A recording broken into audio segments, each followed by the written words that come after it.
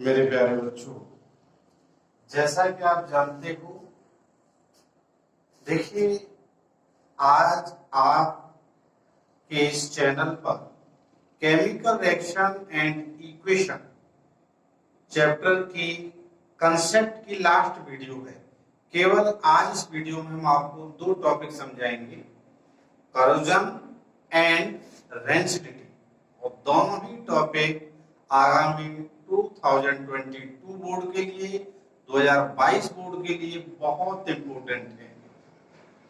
ध्यान रखिए, यदि आप टाइम वेस्ट कर रहे हैं तो ये आप बहुत बड़ी गलती कर रहे हैं। केमिस्ट्री की स्पेशल वीडियो मैं आपके लिए बना रहा हूं। ये वीडियो क्लास 10th में नहीं, आगामी क्लास में भी आपके बहुत काम आने वाली है। तो देखिए, आज करोजन एक तो रटने वाली है, रटने वाली सिस्टम मैं आपको बता रहा हूं। यहाँ देख सकते हैं आप, करोजन की बोर्ड पर लिखी हुई है। और मैंने बताया था कि शुरू से लेकर लास्ट तक वीडियो आप देखेंगे तो पूरे चैप्टर के नोट्स आप लिख सकते हैं। और कल जो वीडियो हम करेंगे अपने इस चैनल पर, इस चैप्टर के इन टेक्स्ट क्वेश्चन और एनसीईआरटी क्वेश्चनों को एक तरफ से सॉल्यूशन कराएंगे क्वेश्चनों का, और ये आपके लिए बहुत बेनिफिट होगा। देखिए, corrosion, the phenomenon due to the which metal are slowly eaten away by the reaction of air, water and chemical present in the atmosphere is called corrosion. क्या है corrosion? corrosion मोस्टली क्या है कि कोई भी metal, जैसे iron हो सकता है, कॉपर हो सकता है, आपका सिल्वर हो सकती है। आपने देखा होगा, हम एटमॉस्फेयर में उसको छोड़ दें तो ये कह रहा है slowly turn by the air, water and in the present of any chemicals in the atmosphere. तो एटमॉस्फेयर में जो वाटर है, एयर है और कोई भी केमिकल्स, वो क्या करता है कि उस मेटल को स्लोली स्लोली ईटन करने लगता है, यानी उस मेटल को डिके करने लगता है। हम मोटी भाषा में लिख सकते हैं, उसे खाने लगता है मेटल। इसी फिनोमेना को हम कोरोजन कहते हैं। धीरे धीरे वो डिके होता जाता है मेटल, और उसके ऊपर एक लेयर का फॉर्मेशन हो जाता है। कैसे? देखिए, मान लीजिए मैंने मेटल लिया आयरन पहले, तो एटमॉस्फेयर में ऑक्सीजन है और ह्यूमिडिटी है, वाटर, दोनों रिएक्शन किया और उस मेटल के ऊपर क्या लेयर बना ली? Fe2O3, एक आयरन ऑक्साइड की लेयर बन गई। आपने देखा होगा, आयरन पर जब रस्ट लग जाती है, जंग हो जाती है, तो उसको हम जब किसी से किक करते हैं तो लेयर सी जो है उससे अलग होती है, कोटिंग से अलग हो जाती है। तो इसी को हम जो है यहाँ रस्टिंग प्रोसेस कहते हैं। आयरन की जगह कॉपर होता है, तो कॉपर भी कार्बन डाइऑक्साइड वाटर से रिएक्ट करके बेसिक कार्बोनेट कंपाउंड बना लेता है, उसकी लेयर कोटिंग बना देता है, जिससे वो मेटल जो है कॉपर है उसमें क्या होता है, डिके होने लगती है। आप यहाँ देखिए सिल्वर, आपने देखा होगा घरों में सिक्के होते हैं, आपने देखा होगा सिक्के जो न्यू आते हैं और धीरे धीरे उनका क्या है, कलर फेड होने लगता है, उनके ऊपर लेयर सी जम जाती है। बात समझ में आ गई? तो ये प्रोसेस आपका करोजन। अब यदि स्पेशली रस्टिंग प्रोसेस पूछा जाए तो आयरन के लिए आता है। मैंने यहाँ लिखा है the corrosion is iron is precisely known as rusting. Iron पर देखिए, आयरन क्या करता है, 4 इलेक्ट्रॉन इससे लॉस हो रहे हैं, 4 इलेक्ट्रॉन क्या हो रहे हैं, लॉस हो रहे हैं। तो ये हो रहा है। और जो एटमॉस्फेयर में ऑक्सीजन, वाटर है, जो लॉस हो रहे हैं, यानी मेटल से जो इलेक्ट्रॉन लॉस हुए, वाटर और ऑक्सीजन उसको क्या कर लेते हैं, गेन कर लेते हैं। ध्यान रखना भाई, उससे लॉस हुआ, उसने क्या कर लिया, गेन कर लिया, और ये चीजें बना ली। दोनों को यदि हम कंबाइन करें तो हमारे पास ये कंपाउंड धीरे धीरे करके मीन्स ये, और लास्ट में यही लेयर का फॉर्मेशन हो जाता है। तो आप देख लीजिए, corrosion topic is the most important topic the next board 2020। देखिए, करोजन हो गया। अब अगला जो प्रोसेस है इसमें, करोजन को कैसे प्रिवेंट किया जाए इसके विषय में हम आपको बता दें। देख लीजिए,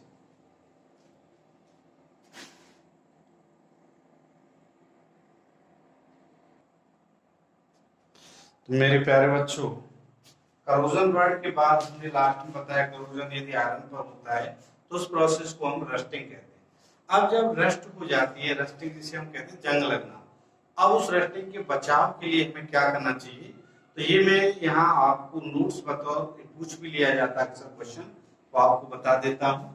देखिए लिखा हुआ है prevention of rusting, point two point आप इनको रट्टा फिकेशन भी मार सकते हैं और मैं इनको हर पॉइंट को आपको समझाता हूँ जिससे आपको याद रहे। देखिए फर्स्ट पॉइंट है कि rusting of iron can be prevented bye covering its surface with paint, grease, enamel that does not allow and moisture to come in contact with it and no rusting occurs. This is known as the barrier protection. तो आपने देखा होगा कि हम घरों में या स्कूलों में जो आयरन आर्टिकल्स होते हैं या ब्रांचेज हैं या आपके घरों में विंडो या डोर्स हैं, तो उस पर हम जो है पेंट कर देते हैं। पेंट क्या करता है कि एक बैरियर प्रोटेक्शन बना लेते हैं, बैरियर प्रोटेक्ट बन जाता है, यानी जो मॉइस्चर है, एयर है और मेटल के बीच में एक बैरियर बन जाती है, किसकी, पेंट की, ग्रीस की, इनामिल्स, इनकी हम जो है कहीं ना कहीं उनको कर देते हैं, इससे सेफ रहता है। क्लियर हो गया। अगला पॉइंट देखिए, rusting of iron can be prevented by the galvanisation, is the most important topic, galvanisation. Zinc metal does not corrode a exposure to air, so zinc coating protect iron from rusting. Zinc itself from a protective coating of basic zinc carbonate. देखिए zinc क्या होता है, zinc is the more active than iron. तो कहीं ना कहीं जो more active है, अधिक एक्टिव आयरन से, तो क्या है कि उसको डिके नहीं होने देगा। डिके कब होगा, जब लेस एक्टिव होगा। तो हम जिंक कोटिंग भी करते हैं जिससे बेसिक जिंक कार्बोनेट का फॉर्मेशन कर लेता है और वो भी एक लेयर बन जाती है जिससे मॉइस्चर या आउटपुट उसके कांटेक्ट में डायरेक्टली आयरन के नहीं रहता और रस्टिंग से बच जाता है। अगला आप देखें, rusting can be prevented by the coating the surface of iron object with chromium, tin, nickel, aluminium, Al, aluminium. This metal resist corrosion, hence protect iron from rusting.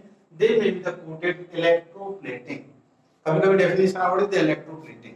तो इलेक्ट्रोप्लेटिंग में क्या होता है कि हम आयरन पर एक कोटिंग बना देते हैं, किसकी, जिंक है, एल्युमिनियम है, टिन है।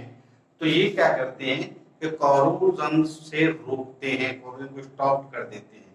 इस प्रोसेस को हम इलेक्ट्रोप्लेटिंग कहते हैं। अगला देखिए आप, rusting can also prevented with covering it into an alloy with chromium and निकल। This alloy is called stainless steel. कभी-कभी हम क्रोमियम निकल का ही करते हैं, इसको हम स्टेनलेस स्टील कहते हैं। तो ये कहीं ना कहीं कोरोजन या रस्टिंग को रोकने के ट्रीटमेंट है, उपाय है। ये जो मैंने आपको प्रिवेंशन लिखा है आपको कि रस्टिंग से कैसे बचाया जा सके आयरन आर्टिकल्स को, मेटल्स को, तो इसके विषय में हमने आपको बताया। एक बात और समझ लीजिए, बहुत इंपॉर्टेंट, कोरोजन रिएक्शन एक रेडॉक्स रिएक्शन है।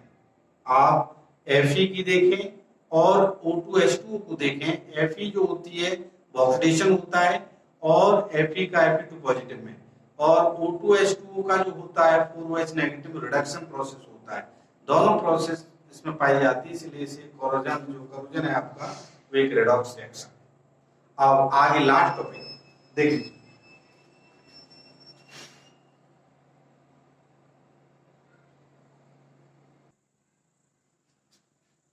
तो मेरे प्यारे बच्चों, ये लास्ट टॉपिक है आपका रेंसिडिटी। तो रेंसिडिटी क्या है कि मोस्टली जितने भी आप जो ऑयली फूड हैं, जैसे आपका कुरकुरे हैं, आपके जो है पोटैटो चिप्स हैं, तो ये क्या है कि मोस्टली इनको आपने देखा होगा कि इनके ऊपर या जितने भी आपके कुक्ड फूड मटेरियल्स हैं, कुक्ड फूड्स हैं, उनके ऊपर एक नोट्स लिखा रहता है कि ये इसकी जो वैलिडिटी है 6 मंथ है या 2 ईयर है या कोई एक प्रोसेसिंग निश्चित टाइम होता है, उसके बाद चीज खराब हो जाती है, उसका टेस्ट बेकार हो जाता है, उसमें स्मेल आने लगती है, तो कहीं ना कहीं प्रॉब्लम आती है। तो ये जो ऑयली फूड्स हैं, इन पर जो ये प्रोसेस हो रहा है, इसी को हम रेंसिडिटी के नाम से जानते हैं। अक्सर इस पर क्वेश्चन आ जाता है, तो कुछ रटने वाली जो डेफिनेशन है आप इसे नोट्स कर सकते हैं, देख सकते हैं। लिखा हुआ देखिए, it is the process of slow oxidation of oil and fat present in the food materials resulting in the change of smell and taste। ये स्लोली ऑक्सीडेशन प्रोसेस है ऑयल फैट्स का, जिससे उसका जो टेस्ट है फूड मटेरियल्स का वो क्या हो जाता है, बिगड़ जाता है, चेंज हो जाता है, बिगड़ जाता है। तो इसी प्रोसेस को हम रेंसिडिटी कहते हैं। बात समझ में आ गई? आप देखिए, यानी कहीं ना कहीं उससे एयर रिएक्ट कर लेती है और रिएक्ट करने पर उसके टेस्ट में चेंज आ जाता है, यही रेंसिडिटी है। अब इसको हम बचा कैसे सकते हैं? आपने देखा होगा कि बचा कैसे सकते हैं, तो इसके कुछ प्रिवेंशन है, मैं आपको बताता हूँ। लिखा हुआ देखिए, हाउ टू प्रिवेंट रेंसिडिटी, कैसे हम रेंसिडिटी से इसको सेव कर सकते हैं, बचा सकते हैं। तो फर्स्ट पॉइंट है देखिए, keeping food materials in air tight containers. भाई ये जो फूड मटेरियल्स हैं इनको ऐसे कंटेनर में रखा जाता है जो एयर टाइट हो, यानी एयर उससे कांटेक्ट ना करे। क्यों? एयर कांटेक्ट कर लेगी तो उसका स्लोली स्लोली ऑक्सीडेशन होगा, और ऑक्सीडेशन होगा तो उसका टेस्ट चेंज हो जाएगा। इसलिए कंटेनर ऐसा होना चाहिए एयर टाइट, एयर उसमें कांटेक्ट ना कर पाए। अगला पॉइंट देखिए, refrigeration of food at low temperature. आपने देखा होगा घरों में खाना बनता है तो उसको हम हॉट समर वगैरह में देखते हुए खराब न हो जाए तो हम रेफ्रिजरेटर में रख देते हैं, जिससे उसे रहता है। अगला पॉइंट देखिए, packing of food items like potato wafers, it is in packed containing N2 gas, nitrogen gas instead of air. Air के स्टेट में हम क्या है कि आपने देखा होगा कि हम 20 रुपीज के पोटैटो वेफर्स लाते हैं। आप क्या देखते हैं, कर यार उसको फाड़ा तो देखा उसमें 5 रुपीज की पोटैटो है, शेष तो उसमें गैस भरी हुई थी, N2 is the inert gas. तो अब बातें आती है, भाई क्यों भरी हुई थी, इसका क्या फायदा मिला हमको? फायदा मिला, क्यों? वो गैस न होती तो वहां ऑक्सीडेशन प्रोसेस हो जाती और जो 5 रुपीज के पोटैटो खाने योग्य नहीं रहती, इसीलिए उसमें नाइट्रोजन गैस को फिल किया जाता है, जिससे वो सेव रखती है उसे। आगे देखिए, avoid keeping the cooked food and the food materials in direct sunlight. ध्यान रखिए, आप जानते हैं कि जितने भी कुक्ड फूड्स हैं इनको डायरेक्ट सनलाइट में नहीं रखना चाहिए, इससे शीघ्र खराब हो जाते हैं। आप व्हाई एडिंग एंटीऑक्सीडेंट, देखिए फूड को प्रिजर्व करने के लिए, एक लंबे समय तक बचाने के लिए कुछ एंटीऑक्सीडेंट को भी इसमें ऐड किया जाता है। आपने देखा होगा, इसीलिए सभी की एक्सपायरी डेट होती है, वो एंटीऑक्सीडेंट उतने समय तक फंक्शन करता है, उसके बाद वो खराब हो जाता है।